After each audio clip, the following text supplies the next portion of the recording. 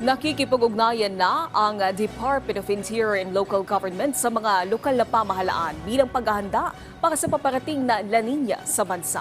Sa bagong Pilipinas ngayon, sinabi ni DILG Undersecretary Marlo Irigan na mayroong inihanda ang pamahalaan ng mga Disaster Preparedness Manual para sa mga LGU bilang paghahanda rin sa mga kalamidad.